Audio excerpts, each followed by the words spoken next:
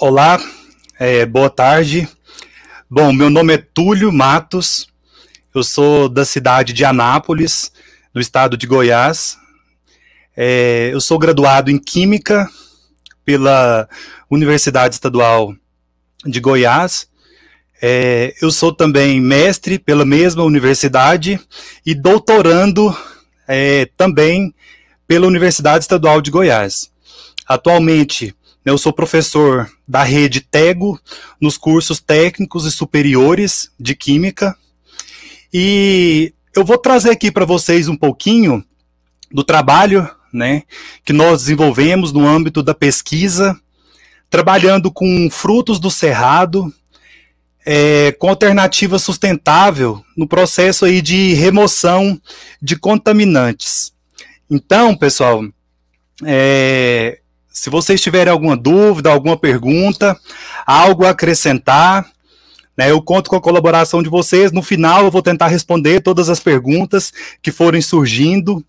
É um prazer estar aqui apresentando para vocês, trabalhando aqui na edição digital da Campus Party.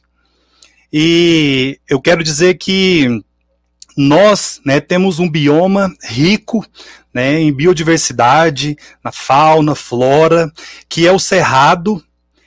E nós, né, desenvolvemos pesquisas relacionadas nessa área, então utilizando alguns materiais existentes já no Cerrado, que é capaz, né, de nos permitir a trabalhar e a produzir, né, algo que possa, né, ser diretamente relacionado com o termo de sustentabilidade. Então, utilizando aí o jatobá do Cerrado, né, com o nome científico Amnésia gonocarpa, nós conseguimos remover íons metálicos, né, que, em sua maioria, quando presentes em recursos hídricos, ou quando é realizado um descarte, talvez, né, de forma inadequada, ele acaba contaminando o meio ambiente, porque o chumbo ele é um material tóxico, bioacumulativo. E é isso que nós vamos trabalhar aí nessa palestra, né, nesse tempinho, nesse bate-papo aqui com vocês a partir de agora. Então vamos lá. O desenvolvimento industrial, né, o crescimento populacional, o aumento das atividades industriais, elas intensificam, né, os problemas de ação antrópica. Então, isso ele é visivelmente observado na alteração da água, na alteração do solo, na alteração do ar. Eu estava assistindo, né, a palestra anterior, falava assim sobre os recursos hídricos, que cada vez se torna mais escasso quando se trata-se de água potável.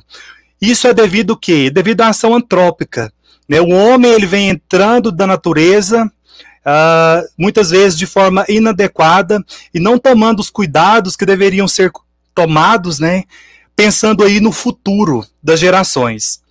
Então, ocorre, né, devido a essa ação antrópica, danos à natureza, danos à biota, devido a esses descartes inadequados de resíduos. E, para isso, pessoal, através, né, dessa ação antrópica, Túlio, mas qual a ação antrópica? Através de quê? Nós temos as atividades industriais, provenientes da galvanoplastia, provenientes de mineração, provenientes de curtumes, de metalúrgica. Essas atividades industriais, elas fazem com que ocorra, né, a grande geração de resíduos. Dentre esses resíduos, nós temos os metais, um termo não muito utilizado, né, mas metais pesados, que causam a contaminação que causa grande impacto ambiental, que causa um prejuízo, né, quando nós pensamos aí na biota. Então, essas atividades industriais, elas geram resíduos contaminados, né, despejos inadequados de seus efluentes. Dentre esses efluentes, nós temos os íons metálicos, e esses íons metálicos, pessoal, eles são altamente prejudiciais ao ambiente, altamente prejudicial à saúde do ser vivo. E isso ocasiona, isso gera um grande problema ambiental. Se nós pensarmos aí nesses metais pesados, nós temos o chumbo. O chumbo, ele causa sérios danos ao fígado, ao rim, causa aí a redução de hemoglobina, pode ocasionar um retardo mental se a pessoa é contaminada por grande quantidade de chumbo, causa infertilidade, causa alteração na gestação, distúrbios no sistema nervoso central. Se esse metal pesado, né, pensando no chumbo, nesse metal, ou em outro também, cádmio, dentre outros metais que são descartados muitas vezes de forma inadequada, né, se esses metais eles forem transportados para o ecossistema, eles podem facilmente ser absorvidos pelo organismo e, consequentemente, ele vai entrar na cadeia alimentar humana e ele vai ocasionar, né, danos incontáveis, prejuízos enormes relacionados à saúde humana. E o chumbo, ele é um metal bioacumulativo, então ele contamina toda a cadeia alimentar. Se nós comemos um peixe e ele estiver contaminado com metal, nós também passamos, né, a também estar contaminado. Por quê? Porque ele é bioacumulativo. Ele vai acumulando em toda a cadeia alimentar. Então, com isso, pessoal, houve o quê? Uma procura por metodologias, né, que pudesse tratar esse efluente ou essa água contaminada e remover esses metais que estão presentes. Nós temos um órgão que regulamenta isso, que é o CONAMA. Então, ali ele tem uma concentração que ele pode estar presente. Acima daquilo já não é permitido. E, por mais incrível que pareça, nós ainda encontramos metais pesados em grande quantidade, lançados em efluentes, e essas indústrias, essas empresas, ao invés de tratar, ainda lançam esses efluentes com essas concentrações acima do permitido no meio ambiente. Então, as metodologias convencionais, pessoal, né, como precipitação química, membranas filtrantes, resinas de troca iônica, podem até ser aplicadas para remover esses metais, só que elas apresentam grande desvantagem. Quais desvantagens? Né, equipamentos de preço elevado, né, gerando aí um grande custo operacional. São metodologias que não é fácil de implementar. As empresas não arruma, não organiza, não regulariza. Por quê? Porque é difícil a implementação. E é aí que surge o conceito, né, chamado de adsorção. Porque o que é a adsorção? É quando nós acumulamos, né, uma substância na interface da outra. Dentre esses adsorventes naturais, nós temos os biosorventes. Biosorventes nós temos algas, fungos, leveduras, bactérias. Nós temos também os adsorventes minerais, que também existem grandes estudos relacionados, né, às eólitas, às argilas, que também são adsorventes. Nós temos os adsorventes úmicos, que são a vermicompostagem, pensando aí, né, nas minhocas, e os adsorventes lignocelulósicos, né, esses adsorventes celulósicos, né, lignocelulósicos, são adsorventes provenientes de vegetais, e esses vegetais são materiais que não são produzidos sinteticamente, né, e que possuem grande capacidade adsortiva. E esses materiais lignocelulósicos que apresentam em sua estrutura lignina, que apresentam em sua estrutura celulose, então pensando em vegetal, né, nós temos os materiais lignocelulósicos que apresentam essa cadeia, né, quimicamente falando, que tem as ligninas e tem a celulose. São materiais que é fácil de nós adquirirmos, muitas vezes são produtos, né, de rejeitos industriais, subprodutos agroindustriais, e ele também enquadra no conceito de química limpa, né, no conceito de sustentabilidade, apresentando aí baixo custo, fácil aquisição. Às vezes um resíduo ele é descartado por uma empresa como um subproduto agroindustrial e ele não tem um direcionamento. Então se faz necessário o estudo desses resíduos, né, relacionados à capacidade desses resíduos que esses resíduos possuem de promover a adsorção. Isso eu estou falando para você de um metal, um único metal, o chumbo. Existem diversos metais que contaminam a cadeia alimentar. Além dos metais, pessoal, nós também temos corantes, né? Indústrias têxteis lançam grande quantidade de corante ao leito dos rios. Esses materiais também apresentam características que são promissoras para absorver e remover esses corantes, esses metais, esses poluentes de forma em geral. Então, para isso, nós temos a adsorção. Aqui nós temos uma figura, e essa figura, ela mostra para nós, ela exemplifica o processo de adsorção. Nós temos a adsorção, pode ser na fase gasosa, a adsorção na fase líquida, onde nós temos o componente, e esse componente ele vai, né, acumulando sobre uma certa superfície. E essa superfície sólida, que é essa parte aqui de baixo, né, essa superfície sólida, ela vai retendo, ela vai segurando, falando de forma grosseira, né, ela vai segurando esse metal, fazendo com que ele fique totalmente acumulado nessa interface. Então, para isso, né, nós utilizamos os adsorventes lignocelulósicos. Aqui nós temos a estrutura da lignina. A lignina ela tem capacidade de remover esses íons metálicos.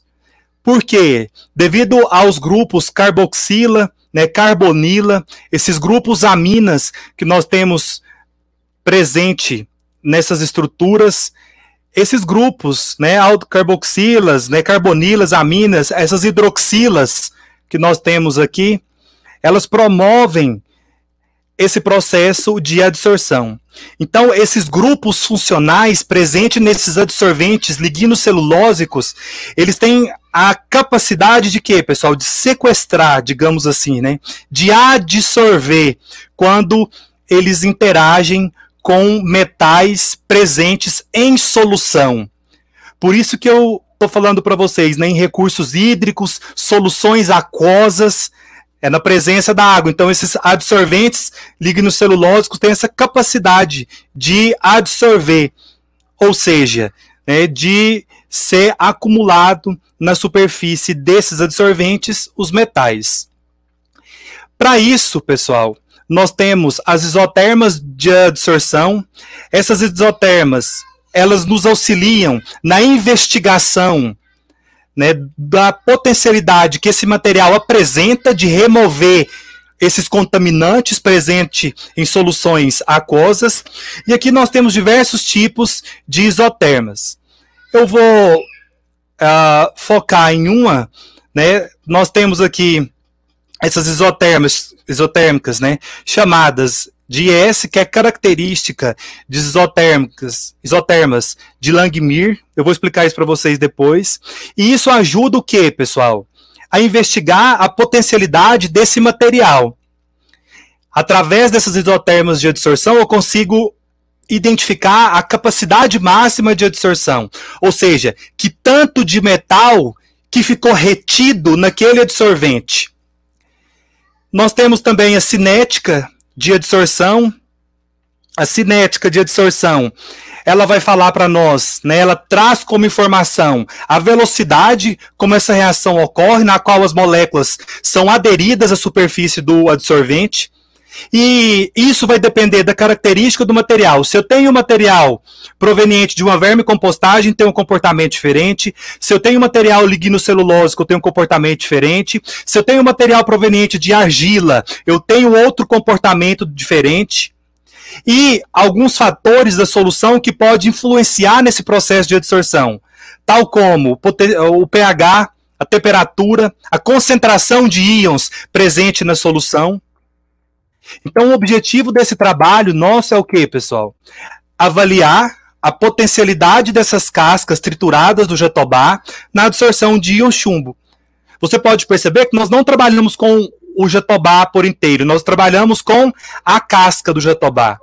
O jatobá do cerrado, ele é uma leguminosa, né, da família Fabaceae, é uma espécie arbórea nativa do cerrado brasileiro.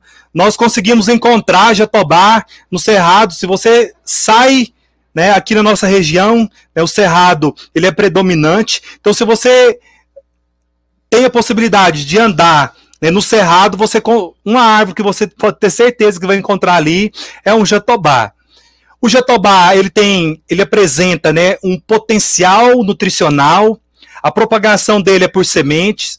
Ele é muito utilizado em alimentos, na medicina. Então, pessoal, o que acontece? O jatobá, ele em alguns países, utilizados até como utilizados na forma de farinha, como nutriente. Então, vamos lá. A metodologia, né, nós temos o adsorvente, nós colocamos ele em contato com a solução, ou seja, eu pego o pó, coloco dentro da solução que contém um íon, levo para agitação, filtro, e aquele resíduo filtrado, aquela água que fica abaixo, eu levo num equipamento chamado de absorção atômica, e ali ele vai identificar a quantidade de íons metálicos presentes naquela solução. Ou seja, quando eu coloco o meu adsorvente dentro da solução, a partir do momento que eu coloco ele dentro da solução, ele entra em contato e começa a capturar os íons metálicos. Para isso, nós variamos o pH. Então, o pH nós temos um nível baixo, 2, e um nível alto, 9.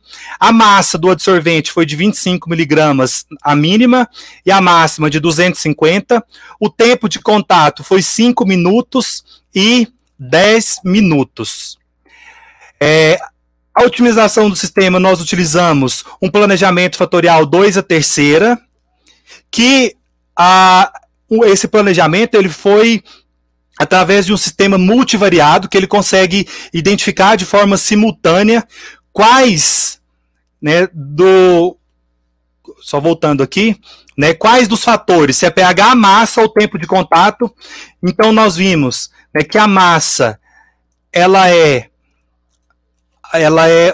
se nós observarmos aqui, ó, o fator mais importante nesse processo de adsorção, seguido de pH e posteriormente a massa e pH. Então, o que acontece, pessoal? Essa isoterma de adsorção, nós temos aqui, para fazer as isotermas da mesma forma, nós colocamos em contato e levamos a absorção atômica para identificar esses íons chumbo. Aqui nós temos uma isoterma de adsorção. Essa isoterma de adsorção, ela foi tratada, né, pelo modelo de Langmuir e pelo modelo de Freundlich. Então, nós vimos aqui 2 modelos. Isso para quê? Para identificar a quantidade de metal que foi adsorvido. Nós vimos que a adsorção, ela segue o modelo de Langmuir, né, com coeficiente de correlação linear de 0,986. Então, através das isotermas, nós calculamos a capacidade máxima de adsorção, e olha aqui, pessoal, nós encontramos a capacidade máxima de adsorção de 90,01 miligramas por gramas, ou seja, 90 íons chumbo por grama de adsorvente. Ele apresentou uma excelente capacidade de remoção. Então é um material promissor para a remoção desses íons metálicos.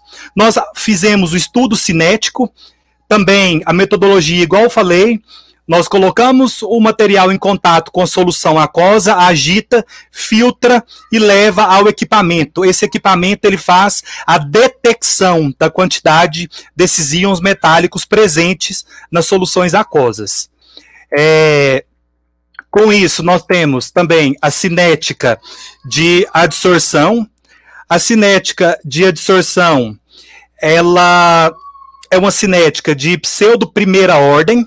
Tá? Nós podemos ver pelo coeficiente de correlação linear, 0,96, ao contrário, a outra deu 0,09. Então, a cinética ela é de pseudo primeira ordem, né, ela prevalece. Isso indica o quê?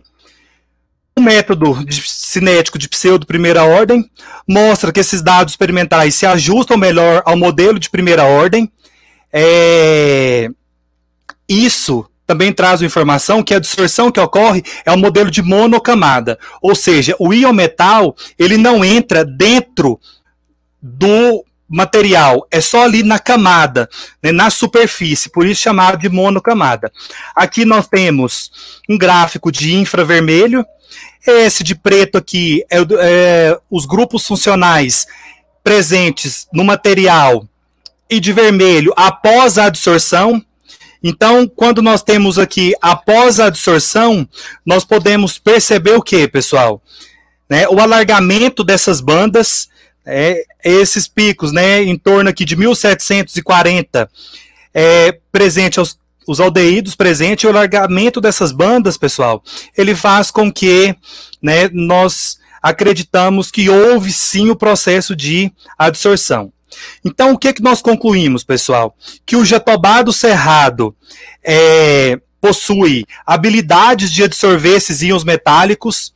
Isso, para íons chumbo, como eu falei para vocês, pode ser aplicado a outros metais. Isso precisa ser investigado. A capacidade máxima foi de 90,01 miligrama por grama, sinalizando que a espécie ela apresenta interações favoráveis ao se ligar com os sítios do adsorvente.